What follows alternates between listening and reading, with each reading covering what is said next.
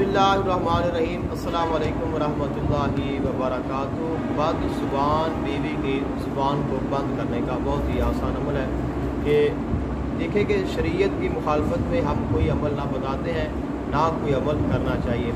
लेकिन कभी कभार ऐसा होता है कि किसी की जो बीवी है वो बिला वजह उसके साथ मोहब्बत नहीं करती, उसके साथ नफ़रत करती है, उसके साथ अच्छे से पेश नहीं आती और नाराज़ रहती है या चिड़चिड़ापन उसमें हो जाता है, तो बिला वजह जो शौहर है वो परेशान हो जाता है।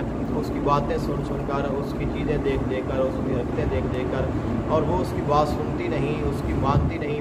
घर का जो माहौल है वो ख़राब हो रहा है, यहाँ तक कि अगर जो घर है वो उजड़ने की नौबत आ गई है। तो इन तमाम जो मसाइल हैं उनका एक ही हल है और बहुत ही आसान अमल है।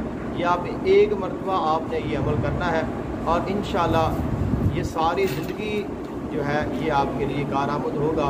तो अल्लाह ताला के 3 नाम हैं वो आपने पढ़ने हैं और आपने इस तरह करना है कि औरत जब आपकी जो बीवी है वो कंघी करेगी तो कंघी करते हुए उसके सर के जो बाल निकलते हैं आपने उनमें से कुछ बाल 7 बाल आप उसके ले लें और उन बालों को आपने सीधा कर लेना है, उनको इकट्ठा कर लेना है। और उसके बाद अल्लाह ताला के ये जो 3 नाम हैं जो मैं आपकी खिदमत में पेश करूँगा, तो आपने उन नामों को 27 मरतबा पढ़ना है। 27 मरतबा पढ़ने के बाद आपने एक गिरा लगा देनी है और उसके ऊपर आपने दम कर देना है। फिर आपने 27 मरतबा पढ़ना है और उसके बाद आपने गिरा लगा देनी है और उसके बाद आपने दम कर देना है। इस तरह आपने 7 गिरा लगानी है और हर गिरा पर आपने 27 मरतबा अल्लाह ताला के ये 3 जो नाम हैं ये आपने पढ़ने हैं। उसके बाद आपने जो शहद है, शहद का एक मोम होता है, जो शहद वाले हैं उनसे आपको मिल जाएगा, तो उनसे आपने मोम ले लेना है।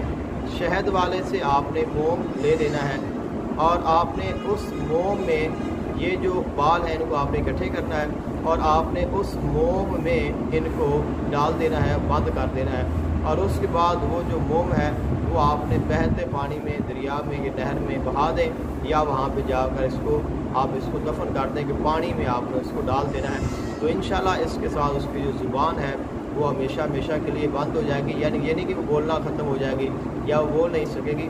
जो बुरी बातें करती है, गाली निकालती है या बदज़ुबानी करती है या बदतमीज़ी करती है, तो ये तमाम चीज़ें जो है उससे ख़त्म हो जाएगी और घर का जो माहौल है वो बिल्कुल पुरअमन हो जाएगा और अल्लाह ताला के फजल और करम से जितने भी मसाइल होंगे वो सारे के सारे हल हो जाएंगे।